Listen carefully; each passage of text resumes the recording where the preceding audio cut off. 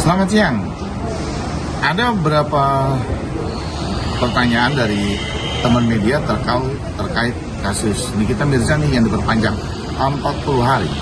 Gimana tanggapan Mas Krisna terkait Nikita Mirzani masa tahanan diperpanjang jadi 40 hari dalam kasus dugaan pemerasan kepada Reza?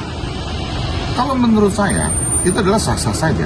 Artinya bahwa itu adalah kewenangan penuntut umum yang diberikan kepada penyidik untuk memperpanjang 40 hari sesuai yang diatur oleh KUHP.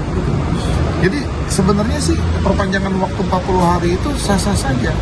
Karena artinya sebelum berkas itu menjadi P21, maka penyidik dapat melanjutkan permintaan kepada jaksa penuntut umum untuk memperpanjang hal tersebut. Jadi menurut saya sih hal yang sah-sah saja ketika itu diperpanjang menjadi 40 hari.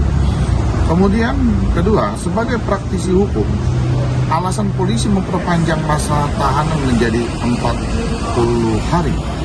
Kalau melihat case ini, kenapa penyidik meminta perpanjangan 40 hari? Pasti tentunya penyidik belum siap dengan berkas dan dokumen yang ada. Pasti tentunya penyidik akan mempersiapkan pemberkasan dokumen-dokumen itu, kemudian juga sambil menggali di dalam kasus itu, didalami kembali atau dikembangkan. Mungkin ada hal-hal yang berkaitan dalam kasus ini yang belum tuntas oleh penyidik. Jadi penyidik minta perpanjangan waktu 40 hari di dalam hal ini. Kan biasa. Jadi penyidik itu bagaimana? Karena dia sudah melakukan tersangka, kan mentersangkakan NM. Kemudian dia harus melakukan ini menjadi tahapan P21. Itu aja kalau menurut saya. Kemudian ya, prediksi Mas Krisna setelah 40 hari apakah akan menjadi P21? Nah, disinilah kita tuh biasa ya dalam case di lapangan menghadapi kasus ini. Penyidik bagaimana konsepnya untuk melakukan P21 karena dia telah melakukan tersangka terhadap NM. Kemudian kita ya kalau sebagai lawyer ingin melakukan perlawanan agar ini tidak menjadi P21. Nah, jadi penyidikan melakukan P21, kita sebagai kuasa hukum dari tersangka biasanya melakukan perlawanan itu sendiri untuk tidak menjadi P21. Nah, saya melihat artinya bahwa dalam case ini belum tentu menjadi P21 karena perlu digali dan perlu dibutuhkan lagi dokumen ini menjadi P21. Dan buat saya terutama adalah setiap tersangka belum tentu bersalah.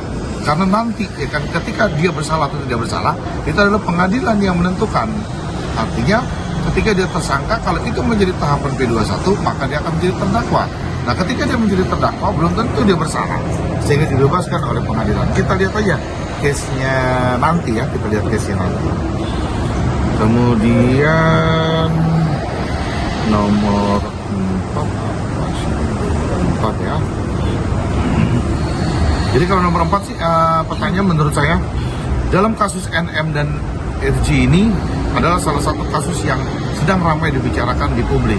Apalagi kalau sudah menyangkut nama seorang artis besar seperti NM, pasti tentunya kasus ini akan menjadi perhatian publik dan akan disoroti gitu. Tapi terutama yang penting tentunya sebagai praktisi hukum kita harus tetap tajam dalam menganalisa hukum untuk menjaga dan menertibkan keadilan. Itu aja.